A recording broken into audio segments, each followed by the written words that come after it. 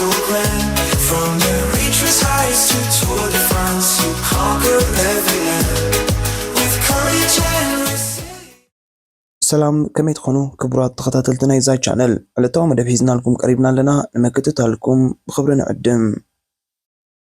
ቢንያም ግርማይ እቲ ፍልያት ፈጣሪ ቢንያም እቲ ናይ ሕሉፍ ናይ ግዜውን ናይ መጻኢ ጸለምቲ ተቐዳደምቲ ብሽክለታ እቲ ናይ ፈለማ ጸሊም ኣፍሪቃዊ ዕዉት መድረኽ ዙር ፈረንሳ ቢንያም ግርማይ ኣብዛ ዛዝም ዘላ ዓመት ንመንስያት ዓለም ብሓፈሻ ንኣፍሪቃዊ መንእሰይ ድማ ብፍሉይ ጽልዋህ ፈጢሩ እዩ።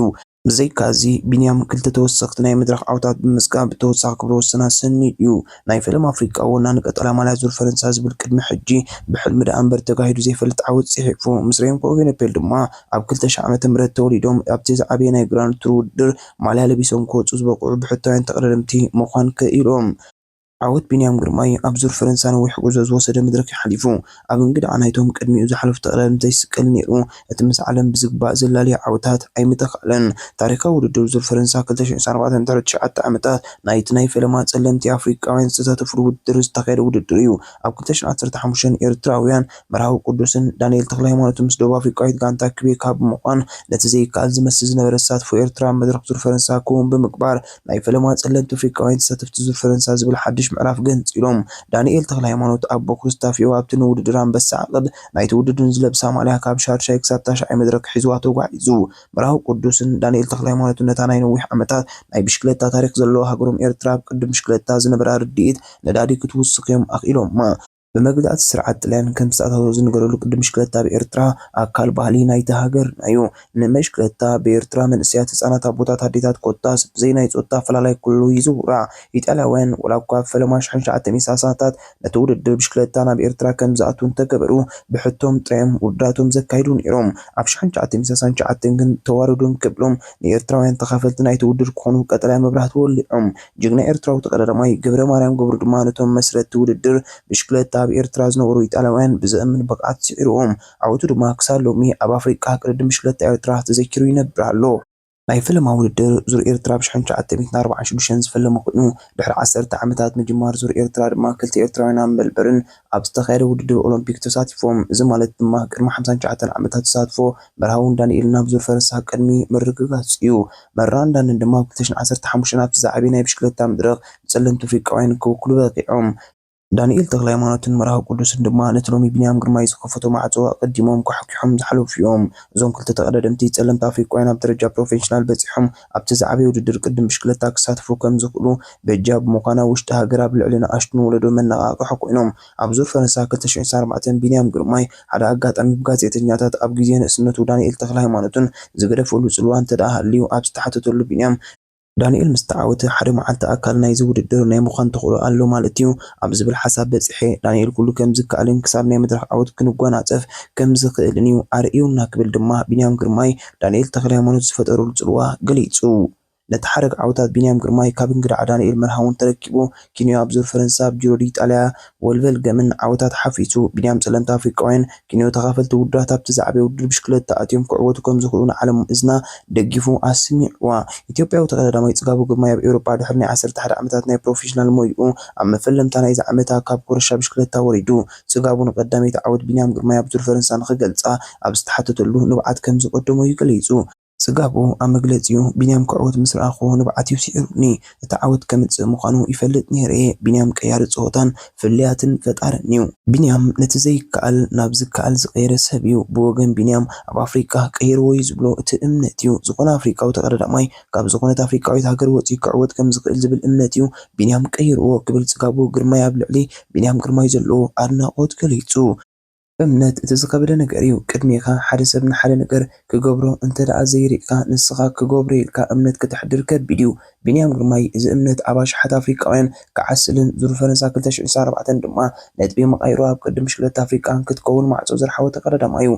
ካልእ ኪያሮ ጓራ ዝተባህለ ኣፍሪቃዊ ድማ ንሓና ኣፍሪቃውያን ሓደ ከምዚ ከማና ጸሊም ኣፍሪቃዊ ኣብ ዙር ፈረንሳ ናይ መድረኽ ዓወት ኣመስጊቡ ርኢና ኣይንፈልጥ ኢና። ቢንያም ግርማይ ኩሉ ከም ዝከኣልን ምሳርኣየና ግን ኣፍሪቃውያን ተቀዳደምቲ ተመሳሳሊ ታሪክ ንምድጋም ነቲ ሕልሚ ናብ ጋልን ምቕያር ተበጊስና ኣለና። ኪንዮም ስታፍ ናይ መድረኽ ዓወት ምዝጋቢ ሕልምና ክብል ቢንያም ግርማይ ዝከፈተሎም በሪ ኣመስኪኑ።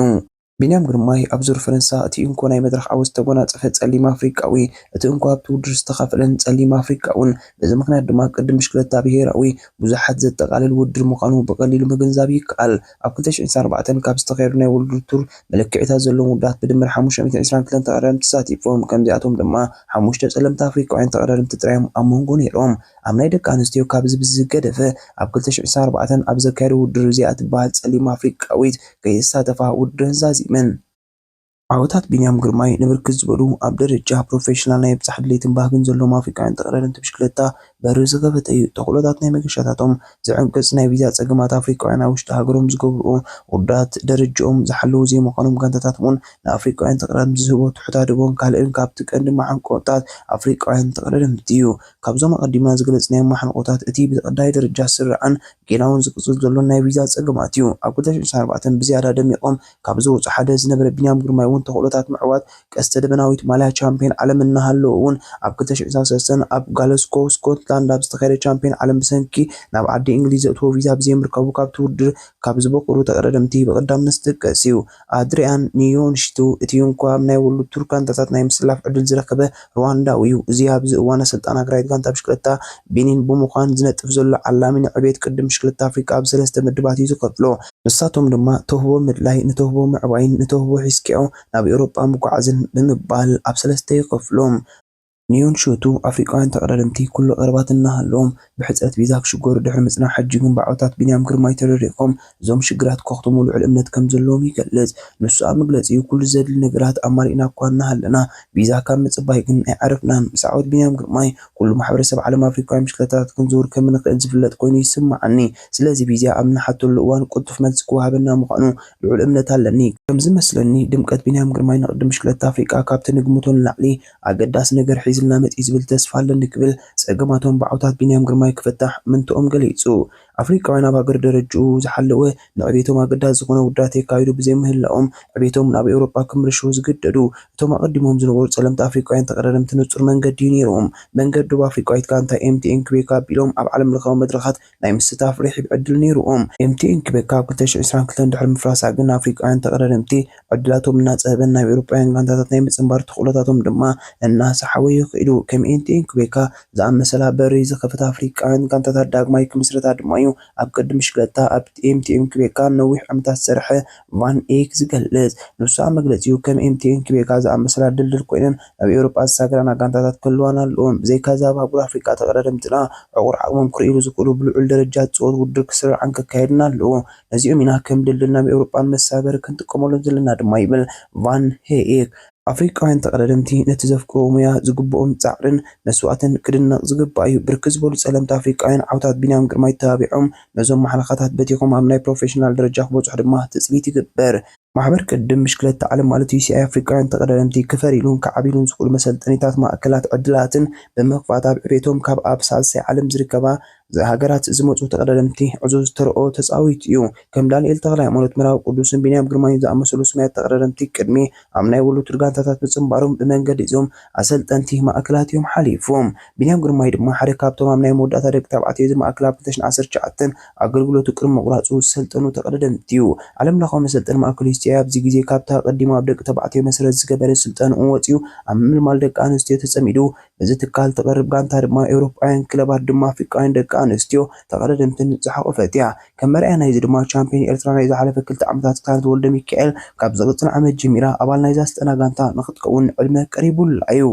ማእከል መሰልጠኒ UCI ነቲ ኣብ 2019 ድሕሪ በዓል ቢንያም ግርማይ ደው ዘበሎ ምምልማል ደቂ ተባዕትዮ ዝመጽእ ዓመት ከም እንደገና ክኽፈቶ ኣካል ናይ መደባቱ እዩ።